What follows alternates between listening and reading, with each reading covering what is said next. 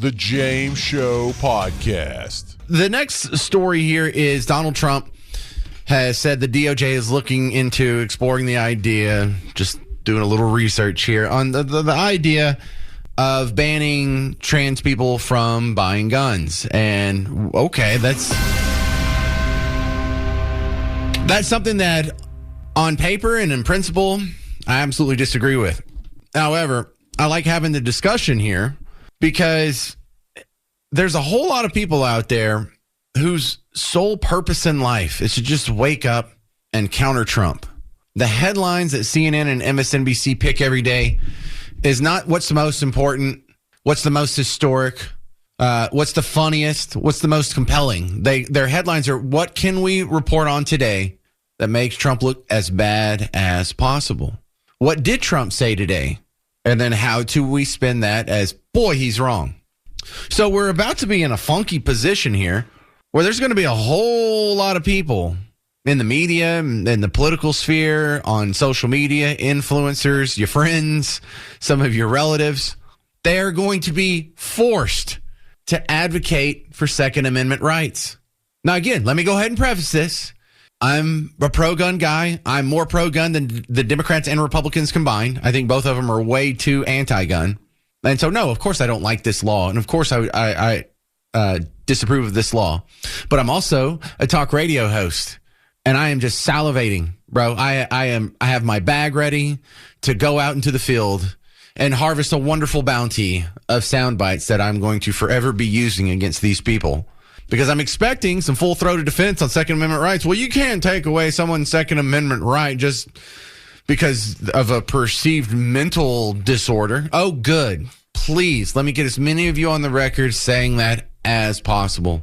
Let me get all the gun grabbers of the world, all the gun control freaks of the world, saying things that they're going to regret when they're back in a position of power. Because I think Trump knows. I don't know Trump knows, but I think Trump knows that he's not going to be able to do this. I think that he knows, and it may be part of the plan, that this little study commission is probably going to come back and say, listen, there's no way we can ban transgender gun ownership outright. I mean, maybe if we twisted some law, like if they had been involuntarily committed or if they're a felon or something like that. But that's not really different than the world we live under now. I don't even think he expects a win out of this. But it does two things. Number one, what I already mentioned, it's going to force a lot of people who have spent their entire life advocating for gun control at any level, all levels. Any regulation is a good regulation. There hasn't been a gun control proposal that these people haven't liked until now. But the other part of this, besides the actual, tossing it around, is it controls the conversation post-Minneapolis shooting. Post-Minneapolis shooting, people were saying, well, it's the guns. We got to do something about the guns. And he's throwing it back in their face. Okay, cool. Yeah, let's do something about the guns. Let's ban it from transgender people. Oh, no, not that do something. Oh, okay. So you don't want to do something that could be effective or actually works or has anything to do with the shooting that just happened. You're just for gun control, and you're exploiting the death and the maiming of school children in an anti-Christian attack to erode the rights that Americans wouldn't normally allow to be eroded if they weren't in an emotional state of fear. This is going to be fun. This is going to be a fun process. If he's doing this on purpose, this is brilliant. If this just is a happenstance of him just trying to control the narrative, good too. Paul in Irving, you're on WBAP. Yeah, hi James. I'm calling about the Venn diagrams that Kamala likes to do. Okay, you can do that too, right? Okay, Venn diagrams, like it. All right. Well, you when you talk about gun deaths in the country, it's 65%, I think, are suicides. That's yeah. When you talk about just gun homicides, sure. Okay. Well, I mean, just deaths by guns in the country. It's 65% of them are suicides. Agreed. And you look at mass shooters in the country, and the diagram's starting here. Mass shooters in the country, about 85 to 90% of them are suicidal. Okay, I can agree with that too. I'm with you. And you have another group out there who's always screaming about suicide. And if you look at the statistics there, about 60 to 65% of people who identify as trans also have suicidal ideation. So when you're going to talk about common sense gun rules, if you're inclined to talk about that, why aren't you talking about the trans community and their problem with suicide and maybe looking at that as a pretty clear place to start. What you're doing is brilliant because you're throwing all their arguments back in their face. I'm not even sure if you believe what you're saying, but you're making a very good point against the people who are normally saying what you're saying when they're talking about taking away guns from Paul and Irving and me and Garrett over there through the glass. They're always coming up with reasons to withhold guns from people who are scared, or a 5-day waiting period, or domestic violence, or if they have a drug convention or something to that effect. So yeah, I like this idea. We've identified some overlaps in your Venn diagram, and you're making some logical conclusions here. Now, that being said, I still don't agree with preventing these people from getting a gun. I don't like gun control still, but all your points are still standing pretty strong because they're being aimed at the people who've made similar points in previous shootings. It's pragmatic, so I don't agree with good stuff. Yeah. No, it's a great what if. Man, I hope people are listening to you, Paul. I hope people are listening to this show, and some people are being converted. Thank you, sir. This is Alex in Flower Mound. You're on WBAP. Hey, bud. I think I'm a retired cop, 26 years, and I can see where, I've dealt with a lot of people with mental illness, and I can see where we could probably, I don't know how they would do it, but yeah, I can see some people don't need to own guns. I'm all for guns. Is there a but in there? Well, I just don't know. I think if you've been defined as having a mental illness, that maybe you shouldn't have one. No, that's a terrible idea. Because then you've given up the ideological battleground that people can lose their gun rights based on a mental condition. And so then everyone who's ever taken a Prozac or ADD diagnosis, all the way down to our veterans with PTSD, they all are going to lose their gun rights on a long enough time scale. That is going to be expanded, and you can't do it. And plus, they accuse us of being in a mental disorder at all times. They remember there was something like 27% of registered Democrats they were surveyed during COVID, and I think this was in 2021. And if you as a parent refuse to have your kid vaccinated, 27% of Democrats believe you should have CPS come take your kids from you. So no, let's not open up that can of worms. I would rather have I'd rather have trans people be strapped than open the can of worms and give up the ideological battleground that you should be able to lose your rights because someone else perceives you as having a mental condition. Because that's what it's really going to come down to. My next guest, Kate Lincoln Goldfinch, a regular on The James Show, an immigration attorney out of the Austin area here in the great state of Texas. Welcome back to The James Show. A couple stories I want to run by you, Kate. First off, I saw a report that dozens of immigration court judges are being fired or somehow forced out by the Trump administration. Do you have any more details on that? What do you think? That's definitely true. We have seen mass firings, actually, of over 100 immigration judges since January. A couple of judges I've talked to were in the middle of a hearing and they got emails terminating them. And it's really unfortunate because the backlog is huge in the immigration court system. It's over 3 million cases. So the Trump administration has fired sitting judges who are knowledgeable and experienced, and they are now replacing them with judges who have no immigration experience whatsoever. So I think it's a problematic move. Well, is there any legal problems with that? I'm under the impression some judges can't be fired. Apparently these guys can. Yeah, that's another problem in the immigration system, that the immigration court system is actually part of the Department of Justice. It's part of the executive branch of the government, and the Attorney General essentially runs the whole thing.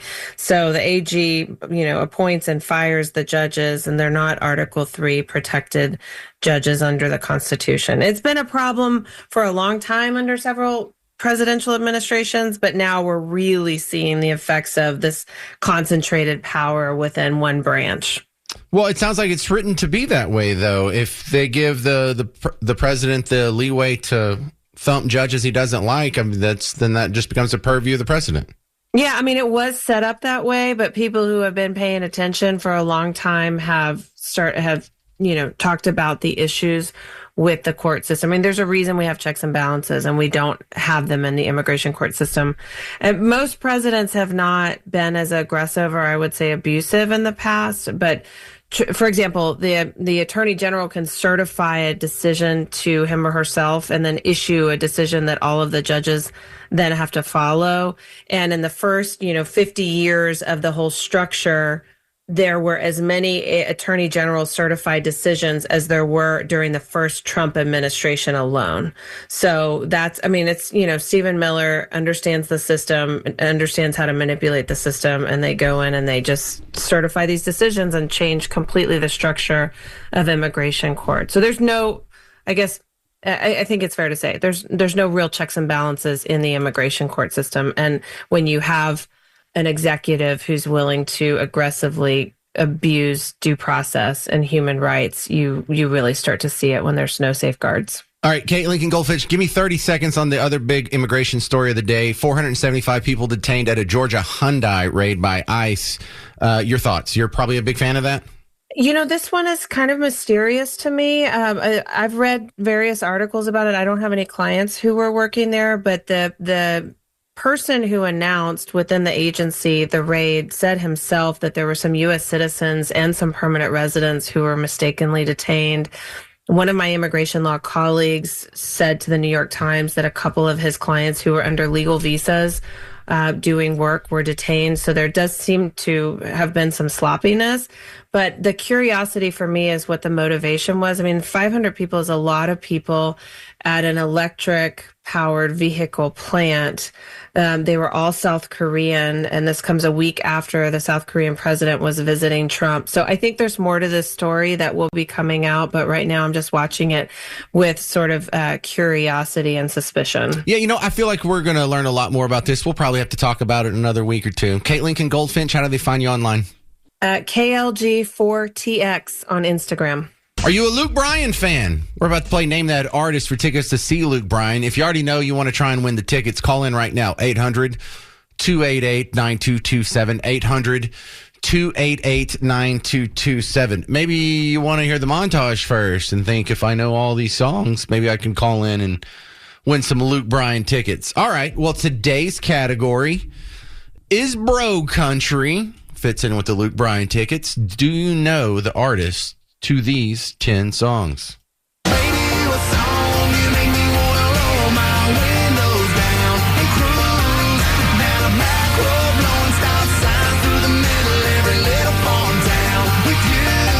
I'm getting drunk on a plane. Buying drinks for everybody, but the pilot, it's a party. Got the 737 rocking like a G6. Floating down the Flint River, catch us up a little catfish dinner.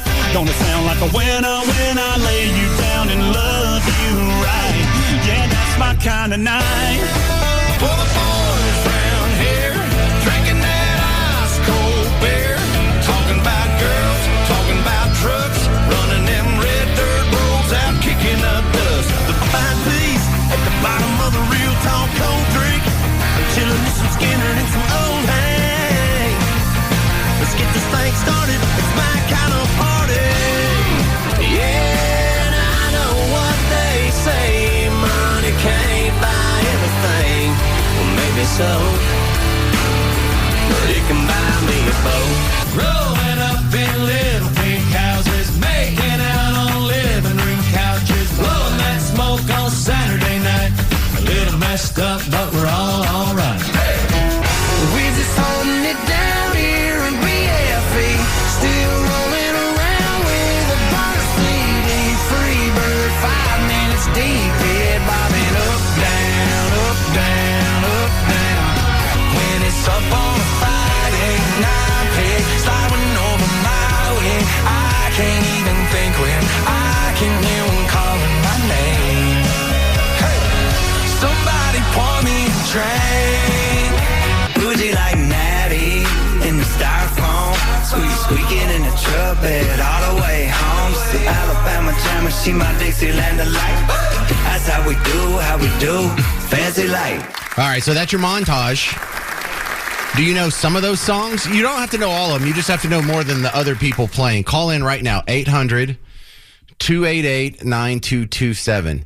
800-288-9227. Now, coming up, I'll play the montage again. You people on hold, you're going to write them down. Then we'll give away the tickets, and then I'll tell everybody who the artists are if you don't already know those 10. If you're not a country fan, you're probably lost. But if you are a country fan, you're like, hey, finally, some country music on the old Name That Artist bit. So, yeah, the tickets, though, Luke Bryan. I had to check this out. We're giving away tickets to see Luke Bryan coming up. And you go to livenation.com if you want to buy the tickets. But it says it's at the Dos Equis Pavilion. Now, I saw Luke Bryan once, and I saw him at a packed football stadium with like 100,000 people. I know this sounds weird, but to see Luke Bryan in a venue as small as Dos Equis Pavilion, and it's a pretty damn big venue here, that's got to be kind of cool. So call in 800-288-9227, 800-288-9227 for 2 tickets to see Luke Bryan. All right, for you people on hold, I'm playing the montage one more time. Get out a notepad file on your phone or a piece of paper and a writing utensil if you want to do it the whole way. Oh, Brian just dropped off. I'll play it one more time, write them down, and then we'll get ourselves a winner to this week's Name That Artist.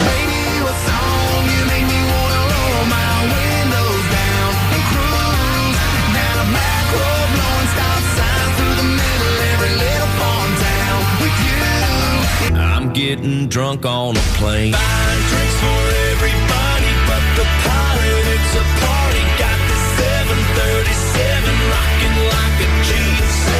Floating down the Flint River, catch us up a little catfish dinner. Gonna sound like a winner when I lay you down and love you right. Yeah, that's my kind of night.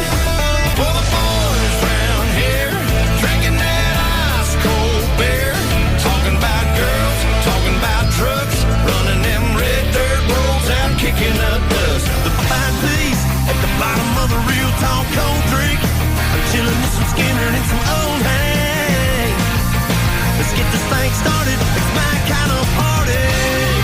Yeah, and I know what they say. Money can't buy everything. Well, maybe so, but it can buy me a boat. Rolling up in little pink houses, making out on living room couches, blowing that smoke on Saturday night. A little messed up, but we're all alright. Hey. We're just holding it down here in BFE, still rolling around with a burner CD, free bird, 5 minutes deep, head bobbing up, down, up, down, up, down. When it's up on a Friday night, pig sliding over my way, I can't even think when I can hear them calling my name. Hey, somebody pour me a drink. Bougie like Natty in the styrofoam, squeaking in the truck bed all the way home. To Alabama Jammer, she my Dixieland delight. That's how we do, fancy like. So we're going to be fancy like Danny in Flower Mound. You ready to play Name That Artist, sir? I am. All right. Let's hear your list for tickets to see Luke Bryan. Who you got? Okay, going from start to finish. I've got Florida Georgia Line, Yes, sir. Dierks Bentley, Luke Bryan, Blake Shelton, Jason Aldean, Chris Jansen, Kenny Chesney, Morgan Wallen, Post Malone, and I think the last one is Walker Hayes, perhaps. Absolutely. That's totally correct. You nailed it. We are fancy like Danny and Flower Mound. All right. I can assume you're a country fan and you want the Luke Bryan tickets. Oh, I would love them. Have you ever seen him live before? I have. I saw him with my son about a couple years ago, and he's 21 now, and he wants to go again. Bro, so I would love to take him again. I saw him like 10 years ago. It was at Tiger Stadium at LSU. And he did this cool thing that I love when musicians do. They rolled out a piano, and he played some attempted covers of the people that opened for him. And it was like Lee Brice and Florida Georgia Line and someone else I even forgot. And it was cool because he just kind of noodled around for a couple minutes, not even really having the band play with him. He just kind of did an unscripted goof off for a few minutes. I thought that was really cool. Do you do that at your show? Yeah. I don't recall that. No, he just puts on a great show though. I don't recall the covers. He's just all over the stage and plays really good, sounds really good. So we just had a great time watching him. All right. Well, you made today's Name of That Artist great. I appreciate it. Danny and Flower Mound, another round of applause. I'm going to put you on hold. Don't hang up. Garrett will get your information. And then we email you the tickets, sir, because, it's 2025. We don't hand out paper ones anymore. And listen, we're going to see how much I can cram into this last segment here because I have so much left on the table and I only got one segment left. And I want to do it all, and I'm not going to get to talk to you again until Monday, and it breaks my heart. Okay, so let's try. Number one, let's talk about the economy. The new jobs report came out today. Unemployment did tick up, but it was 0.1%, and so it's still like at a historic, compared to the average, it's still below average. And when they say the headlines on MSNBC, and I checked CNN earlier, they're like, the Trump economy has stalled. I'm like, yeah, it's stalled at the top. The better word would be plateaued. Because, yeah, it's stalled, but we're at the highest GDP we've ever had. The unemployment rate, nice and, historically speaking, low, although it's 0.1% higher than it was last month. And, inflation seems to be getting under control. So, yeah, nothing too much to worry about there. Kind of par for the course. I love the idea of changing the Department of Defense back to the Department of War. I think the Founding Fathers were intentional when they named it that, and I think Department of Defense is just a way we've been able to sort of con ourselves into thinking that, no, this is all for defense. This isn't for first strike capabilities. We're not a warmongering people. It's just defense. Well, then why do you have a first strike capability? Why do you have 600 military installations around the globe outside of America if it's just for defense? So stop living that lie. I'm pro-military. We just don't have to lie about it. Also, tonight in high school football action, Caddo Mills. I know you're within the listening area of WBAP. Bug Tulsa's coming for you tonight. I got to tell you, man, I like your odds. We kind of suck this year, so you might want to get excited. And also, for the people out there who are playing the Powerball, it might be up to $1.6, $1.7 billion, whatever it is tonight or this weekend for the next drawing. If you win the Powerball, let me have $1 million. Can we? Million, 400 trillion, $600 billion. Yeah, just let me borrow some money. Times is tough. And tell you what, if I win the Powerball, I'll let you borrow some money. Is that a good deal? All right. If you need any more James Show action over the weekend, don't forget about the podcast. That means you can listen to the James Show whenever you want. 24 hours a day, 7 days a week. Start, stop, pause at your convenience. Also, check out all the fun stuff we have online. I got a bunch of stuff on social media, WBAP on Facebook and Twitter and all these other places. But also, YouTube's a big one. 40% of people who are listening to podcasts now listen to it on YouTube, and half of them don't even watch the video. That's just how they get. Well, we do that too. So you can find the James Show in that fashion on YouTube as well. And you can also judge me based on my appearance. Go have a good weekend. Go win that Powerball. Good luck with your football teams. And I'll see you on Monday. I'm James Parker. This has been the James Show. You're listening to News Talk 820 and 93.3 FM WBAP. The James Show Podcast.